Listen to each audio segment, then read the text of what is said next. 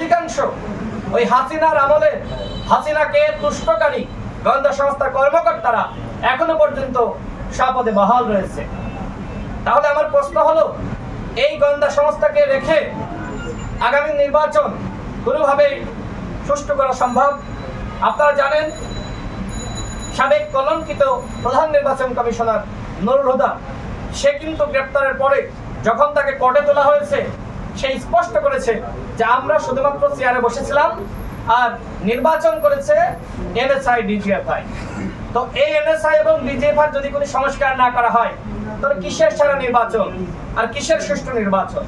সুতরাং নির্বাচনের আগে শুধুমাত্র যে আপনারা 1.5 লাখ পুলিশের প্রশিক্ষণ দিচ্ছেন, আপনারা সরকারের বিভিন্ন কর্মকর্তাদেরকে প্রশিক্ষণ দিচ্ছেন, কিন্তু গোয়েন্দা সংস্থার কোনো সংস্কার করছেন না, এইভাবে সুষ্ঠু নির্বাচন সম্ভবপর হবে না। যে কারণে আমাদের দলের পক্ষ থেকে আমরা দাবি জানাচ্ছি, নির্বাচনের আগে অবশ্যই এই 3টা গোয়েন্দা সংস্থার সংস্কার করতে হবে। যারা 14 সালের একতরফা নির্বাচন, 18 সালের নিশিরাতের নির্বাচন, 24 সালের দামি নির্বাচনের সাথে জড়িত ছিল, ওই সকল ডিসি, এসপি, ইউনো, গোয়েন্দা সংস্থার কর্মকর্তা এবং নির্বাচন কমিশনের কর্মকর্তাদেরকে অবশ্যই শাস্তির আওতায় আনতে হবে এবং তাদেরকে চাকরিচ্যুত করতে হবে। অন্যথায় ওই আওয়ামী আমলের কর্মকর্তাদেরকে স্বপদে বহাল রেখে কোনোভাবেই ইতিহাসের সেরা নির্বাচন জাতিকে উপহার দেওয়া যাবে না। সাংবাদিক ভাইয়েরা, প্রিয় দেশবাসী, আপনারা জানেন, জাতীয় জুলাই সনদে অধিকাংশ রাজনৈতিক দল স্বাক্ষর করেছে। আমাদের দলের পক্ষ থেকে আমরা স্বাক্ষর করেছি এবং 2-1টি দল তারা স্বাক্ষর করে নাই। তবে ঐক্যমত্য কমিশনের সাথে আলোচনা চলছে। আমরা আশাবাদী এই দলগুলো তারা হটকারিতার পথে না হেঁটে তারাও জুলাই জাতীয় সনদে স্বাক্ষর করবে।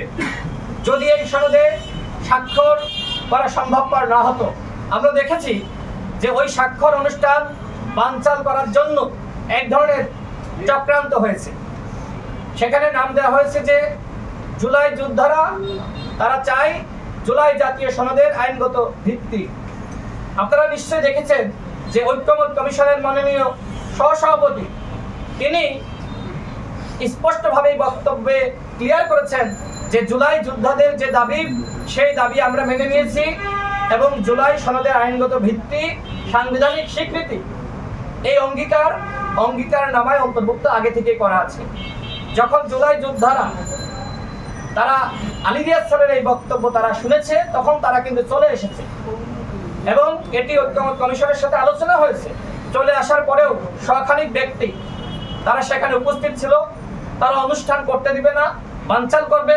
আমার প্রশ্ন হলো, এই যে স্বাক্ষর অনুষ্ঠান যারা বানচাল করতে চায় বা চেয়েছিল, তারা কি আসলে জুলাই যোদ্ধা?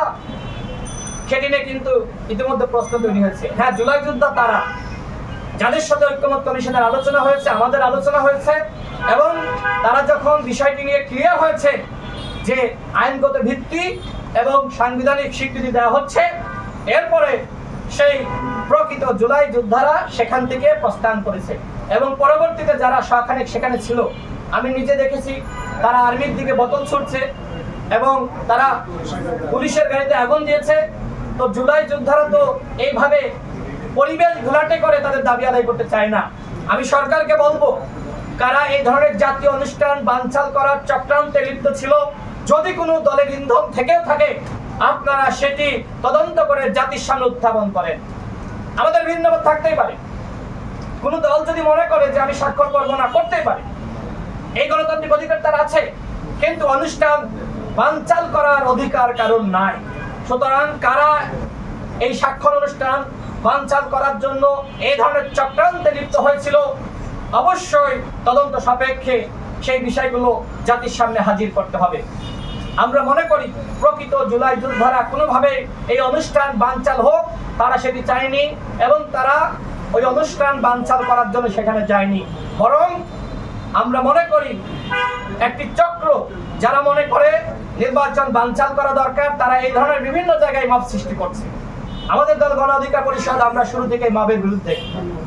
আমরা অন্য দলগুলোকেও আহ্বান জানাই, আসুন আমরা সবাই মিলে এই মবের বিরুদ্ধে অবস্থান নেই। প্রিয় সাংবাদিক ভাইরা, এখন নির্বাচন সামনে রেখে আমরা দেখছি যে বিভিন্ন জায়গায় অগ্নিসংযোগ। আমরা আমাদের দলের পক্ষ থেকে এই জায়গায় প্রেস ব্রিফিং করে আমি অসংখ্যবার বলেছি যে নির্বাচন যত ঘনিয়ে আসবে ওই পতিত স্বৈরাচারের দোসররা যারা এখনো পর্যন্ত সচিবালয়ে রয়েছে, পুলিশে রয়েছে, বিভিন্ন গোয়েন্দা সংস্থা রয়েছে, বাহিনীতে রয়েছে, ওই হাসিনার দোসররা কিন্তু নির্বাচন ঘনিয়ে আসার সাথে সাথে নির্বাচন বানচাল করার জন্য তারা এই অগ্নিসংযোগের খেলায় লিপ্ত হবে। এবং এর ধারাবাহিকতা আমরা দেখলাম যে মিরপুরে অগ্নিসংযোগ, বিমানবন্দরে অগ্নিসংযোগ। আমার প্রশ্ন হলো কেন 26 ঘন্টা লাগলো? কেন ফায়ার সার্ভিসকে যত সময়ে সেখানে ঢুকতে দেওয়া হলো না? এই যে হাজার হাজার কোটি টাকা ক্ষতি হলো, এর মাধ্যমে কি রাষ্ট্র উপকৃত হয়েছে? আমি মনে করি বিমানবন্দরে যে ধরনের ঘটনা ঘটেছে এটি ষড়যন্ত্রের অংশ। পতিত স্বৈরাচারের দোসররা রাষ্ট্রকে আনস্টেবল করার জন্য এই ধরনের চক্রান্তে লিপ্ত হয়েছে। চট্টগ্রামে আগুন লাগছে, এদিকে দেশের বিভিন্ন জায়গায় ধারাবাহিক আগুন, এগুলো ষড়যন্ত্রের অংশ। সুতরাং সরকারকে বলবো এই পতিত স্বৈরাচারের দোসরদেরকে চিহ্নিত করুন। একের পর এক আগুনের ঘটনা, এইগুলো কোনো স্বাভাবিক ঘটনা নয়। আমরা এটিও শুনেছি নির্বাচন যত ঘনিয়ে আসবে আওয়ামী লীগ বিভিন্ন প্রার্থীদেরকে হত্যা করার বা তাদের উপর হামলা করার চক্রান্তে লিপ্ত হবে। আওয়ামী লীগ নির্বাচন যত ঘনিয়ে আসবে গুপ্ত হত্যায় লিপ্ত হবে। সুতরাং এই আওয়ামী লীগকে নির্মূল করতে হবে। সাংবাদিক ভাইয়েরা, আপনারা দেখেছেন যে যারা 24 সালের দামি নির্বাচনে অংশ নিয়েছে, যারা হাসিনাকে স্বৈরাচার বানিয়েছে, তারাও নাকি আগামী নির্বাচনে অংশগ্রহণ করতে চায়। আমাদের স্পষ্ট কথা, আগামী নির্বাচনে আওয়ামী লীগ জাতীয় পার্টির 14 দল অংশগ্রহণ করতে পারবে না। এবং যারা আওয়ামী লীগের পদে ছিল তাদের অনেকে দেখছি বিভিন্ন জায়গায় তারা বক্তব্য দিচ্ছে তারা আগামী নির্বাচনে অংশ নেবে। আমি এই পতিত স্বৈরাচারের দোসরদেরকে হুঁশিয়ারি উচ্চারণ করে বলছি, আগামী নির্বাচনে ডামি মামি স্বতন্ত্র কোনোভাবেই নামে বেনামে আওয়ামী লীগের দোসররা এবং আওয়ামী লীগের নেতাকর্মীরা অংশগ্রহণ করতে পারবে না। আওয়ামী লীগকে নিষিদ্ধ করা হয়েছে। আমার প্রশ্ন হলো এখনো পর্যন্ত আওয়ামী লীগের দোসর জাতীয় পার্টি এবং 14 দলের সাংগঠনিক কার্যক্রম কেন নিষিদ্ধ ঘোষণা করা হচ্ছে না? তারা নির্বাচনে অংশ নিবে আর আমরা কি ললিপপ খাবো? কোনোভাবেই না। গণ অধিকার পরিষদের স্পষ্ট ঘোষণা, আগামী নির্বাচনে জামি মামি স্বতন্ত্র নামে বেনামে কোনো নামে আওয়ামী লীগ জাতীয় পার্টি এবং 14 দল অংশগ্রহণ করতে পারবে না।